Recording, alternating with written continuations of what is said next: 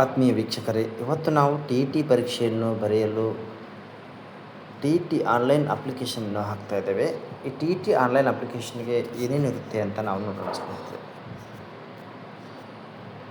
ನಾವು school education ಅಂತ ಹೊಡಿಬೋದು ಅಥವಾ ಟಿ ಇ ಟಿ ಅಂತ ಹೊಡೆದು KAR ಅಂತಲೂ ಸಹ ಹೊಡಿಬೋದು ಸ್ನೇಹಿತರೆ.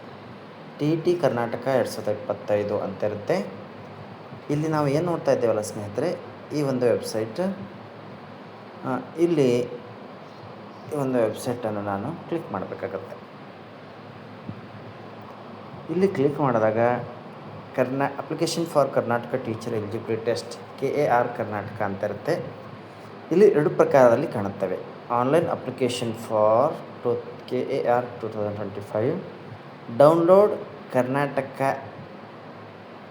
T E T eligibility certificate for qualified candidate only ಅಂತ ಇರುತ್ತೆ ಸ್ನೇಹಿತರೆ. ಇದರಲ್ಲಿ ನಾವು ಆನ್ಲೈನ್ ಅಪ್ಲಿಕೇಶನ್ ಫಾರ್ 2025 ಅಂತ ಹೊಡಿಬೇಕಾಗುತ್ತೆ. ನಾನು ಈಗ ಅದನ್ನೇ ಹೊಡಿತೀನಿ ನೋಡಿ ಸ್ನೇಹಿತರೆ. ಅಲ್ಲಿ ಹೊಡೆದಾಗ ಯಾವ ಯಾವ ವಿಷಯಗಳ ಬಗ್ಗೆ ಕೇಳುತ್ತದೆ. ಇಲ್ಲಿ 3 ವಿಷಯಗಳನ್ನು ಬರ್ತವೆ. ಇಲ್ಲಿ ಯೂಸರ್ ನೇಮ, ಪಾಸ್ವರ್ಡ್, ನಾವು ಆಲ್ರೆಡಿ ರಿಜಿಸ್ಟ್ರೇಷನ್ ಆಗಿದ್ದೇವೆ ಅಂದ್ರೆ. ಇಲ್ಲಾಂದ್ರೆ ನಾವು ನ್ಯೂ ಯೂಸರ್ ನೇಮ್ ಮಾಡ್ಕೋಬೇಕಾಗುತ್ತೆ. ನಾವು ಇದು ಯೂಸರ್ ನೇಮ್ ಪಾಸ್ವರ್ಡ್ ಹೊಡೆದು ಲಾಗಿನ್ ಆದರೆ ನಮ್ಗೆ ಬರ್ತದೆ. ಒಂದು ವೇಳೆ ನೆನಪಾದ್ರೆ ಫಾರ್ಗೆಟ್ ಪಾಸ್ವರ್ಡ್ ಅಂತ ಹೊಡಿಬೋದಾಗುತ್ತೆ ಸ್ನೇಹಿತರೆ. ಬಟ್ ಇವತ್ತು ನಾನು ನ್ಯೂ ಯೂಸರ್ ನೇಮನ್ನು ಕ್ಲಿಕ್ ಮಾಡಬೇಕಾಗುತ್ತೆ. ಈ ನ್ಯೂ ಯೂಸರ್ ನೇಮ್ನಲ್ಲಿ ಏನೇನು ಕೇಳುತ್ತೆ ಅಂತ ನೋಡೋಣ ಸ್ನೇಹಿತರೆ. ನಾನು ನ್ಯೂ ಯೂಸರ್ ನೇಮ್ ಹೊಡಿತಾ ಇದ್ದೇನೆ. ಇದರಲ್ಲಿ ಪ್ರಮುಖವಾಗಿ candidates name as in 2000 SSLC marks card, SSLC marks ಕಾರ್ಡ್ನಲ್ಲಿರುವಂತೆ ಒಂದು ಕ್ಯಾಂಡಿಡೇಟ್ ನೇಮನ್ನು ಸೇರ್ಪಡೆ ಮಾಡಬೇಕಾಗುತ್ತೆ. ಅವರ ಆಧಾರ್ ನಂಬರ್, ಹಾಗೆ ಅವರ ಆಧಾರ್ ನಂಬರ್ ಕನ್ಫರ್ಮ್ ಮಾಡಿಕೊಂಡು ಅವರ ಮೊಬೈಲ್ ನಂಬರ್ ಮತ್ತು ಅವರ ಇಮೇಲ್ ಹೊಡೆದು ಮತ್ತು ಯೂಸರ್ ನೇಮನ್ನು ಹೊಡಿಬೇಕಾಗುತ್ತೆ. ಯೂಸರ್ ನೇಮ್, ಪಾಸ್ವರ್ಡ್, ರಿಜಿಸ್ಟ್ರೇಷನ್ ಹೊಡಿಬೇಕಾಗುತ್ತೆ. ಇಷ್ಟು ಹೊಡೆದ ಬಳಿಕ ಅಭ್ಯರ್ಥಿಗಳು ಆನ್ಲೈನ್ ಅರ್ಜಿ ಸಲ್ಲಿಸಲು ನೋಂದಾಯಿಸಿಕೊಳ್ಳುವಾಗ ಬಳಕೆದಾರ ಹೆಸರು, ಯೂಸರ್ ನೇಮ್ ಮತ್ತು ಪಾಸ್ವರ್ಡ್ಗಳನ್ನು ಬರೆದಿಟ್ಟುಕೊಳ್ಳಬೇಕು ಅಂತ ಒಂದು ರಿಜಿಸ್ಟ್ರೇಷನ್ ಇದನ್ನು ಹೇಳ್ತದೆ ಸ್ನೇಹಿತರೆ. ನಾವು ಇದನ್ನು ಬರೆದಿಟ್ಕೋಬೇಕಾಗುತ್ತೆ. ಈಗ ನಾನು ಆನ್ಲೈನ್ ರಿಜಿಸ್ಟ್ರೇಷನ್ ಪ್ರಕ್ರಿಯೆಯನ್ನು ಸ್ಟಾರ್ಟ್ ಮಾಡ್ತೇನೆ ಸ್ನೇಹಿತರೆ. ನಾನು ಕ್ಯಾಂಡಿಡೇಟ್ ನಂಬರನ್ನು ಹೊಡಿತೇನೆ.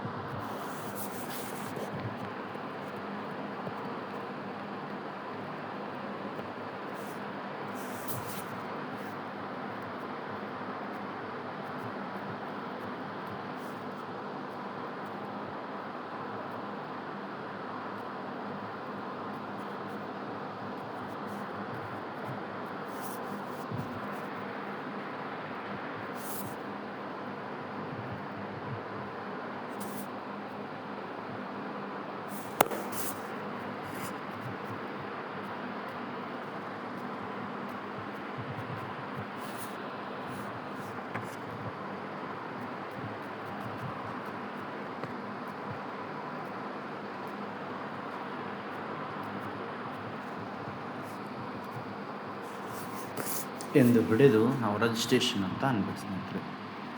ಆ ರಿಜಿಸ್ಟ್ರೇಷನ್ ಅಂದಾಗ ಈ ಥರ ಅಪ್ಲಿಕೇಶನ್ ನಂಬರನ್ನು ಕೊಡುತ್ತೆ. ನಾನು ಅಪ್ಲಿಕೇಶನ್ ನಂಬರನ್ನು ನಾನು ಎಂಟ್ರಿ ಮಾಡ್ಕೋಬೇಕಾಗತ್ತೆ. ಅಪ್ಲಿಕೇಶನ್ ನಂಬರನ್ನು ನಾನು ಎಂಟ್ರಿ ಮಾಡಿಕೊಂಡಾದ ಬಳಿಕೆ ಯೂಸರ್ ನೇಮ್, ಇದು ಅಪ್ಲಿಕೇಶನ್ ನಂಬರ್, ಇದು ಓಕೆ ಅಂತ ಹೊಡಿಬೇಕು. ಹೊಡೆದಾದ ಬಳಿಕೆ ನಾನು ಇಲ್ಲಿ ಯೂಸರ್ ನೇಮನ್ನು ಹೊಡಿಬೇಕಾಗುತ್ತೆ.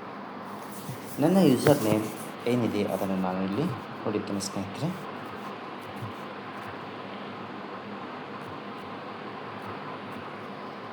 ಈ ಥರ ಇತ್ತು.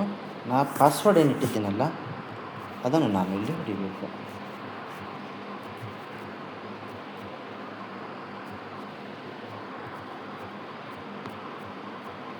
ಹೊಡೆದು ನಾನು ಲಾಗಿನ್ ಅಂತ ಅನ್ಬೇಕು ಸ್ನೇಹಿತರೆ.